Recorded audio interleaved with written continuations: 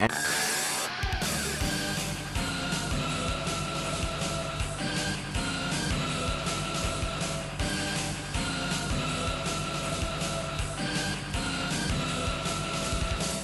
howdy everyone. Now, despite not being around very much the last decade, in fact not at all, the Metal Slug franchise will go down as one of, if not the greatest run and gun series of all time in gaming. Being incredibly consistent for over a decade, the Metal Slug games bring a certain level of fun and challenge to the run and gun game genre.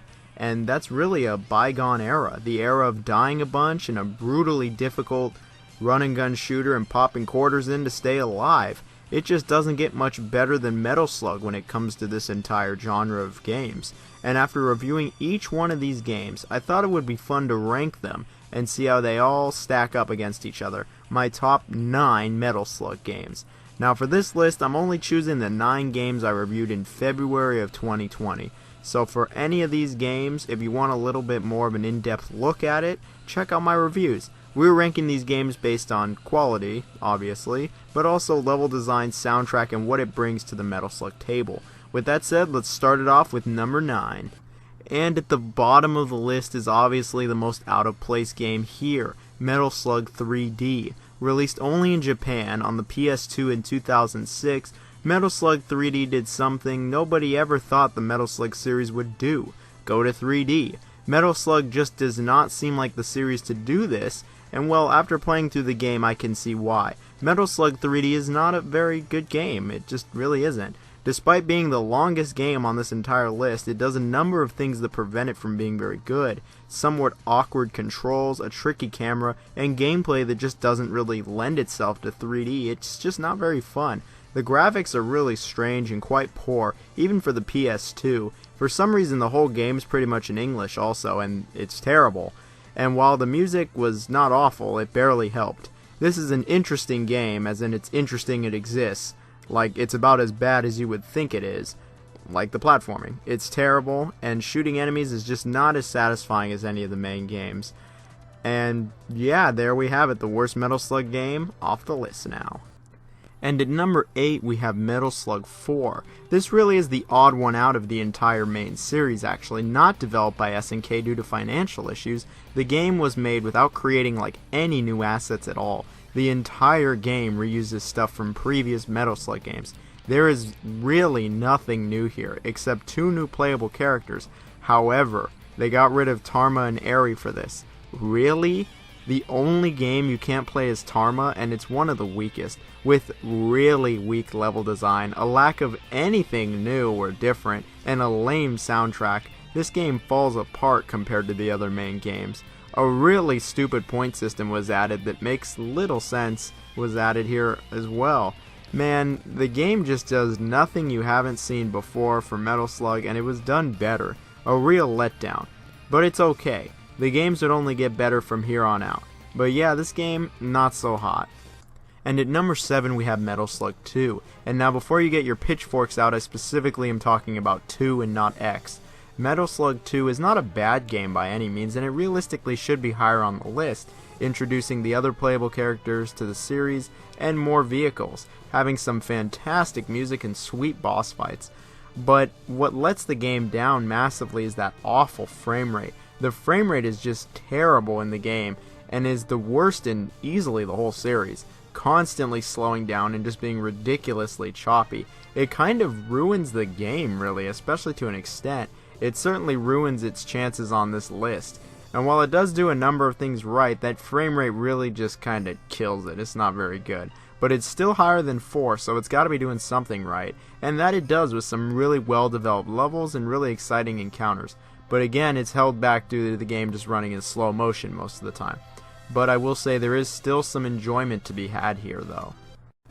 And here we are with the original Metal Slug at number 6. Yes, Metal Slug 1, the one that started it all. Near the middle of the list. You could tell SNK was just getting their feet wet with this game, as it plays even more basically than the other games. But the game was still pretty fun. Introducing everything to the series, the original Metal Slug has a level of simplicity that even the other games don't have, with decent levels, decent music, and alright graphics. Some fun boss fights really help out the game as well. Sadly, there's a lack of vehicles and just kind of depth that's even present in the later games, even the second game. But this is the first game, and there's not very many weapons either. Regardless, even for the first game, I wasn't expecting a masterpiece or something that would blow the other Metal Slugs out of the water, but this is a really fun, short experience. Like, shortest in the entire series, actually. But still a fun game. And in the middle of the list is Metal Slug XX, or known as Metal Slug 7. I'm looking at the re-release XX though. So Metal Slug 7 came out in a weird time near the end of the 2000s, and it shows. The game does a number of strange things in the series, but is still enjoyable. Building upon the foundation of Metal Slug 6 with the many characters and everyone having different attributes when you play the game as them. The XX version actually introduces a new playable character as well.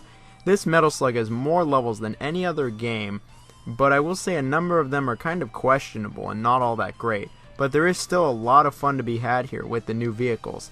With this being the most recent Metal Slug, it is still incredibly fun to this day and shows that there's really still a market for these kind of games. The game also finally brought back classic villain Morden and brought a variety of new enemies to the mix. I wish the music was a bit better, but overall this was definitely a solid addition to the series. Here we are with probably the most underrated Metal Slug of them all, and that's Metal Slug 6 at number 4. Metal Slug 6 was never released in arcades in America, and it's only available on the Anthology collection.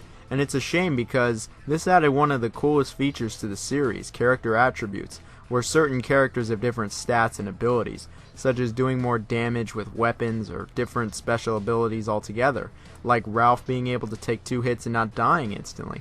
Speaking of which, they added Ralph and Clark to the series. Great additions. Adding weapon switching was cool, and a new point system was nice. The graphics were slightly improved over the last couple games, and the music was actually pretty good.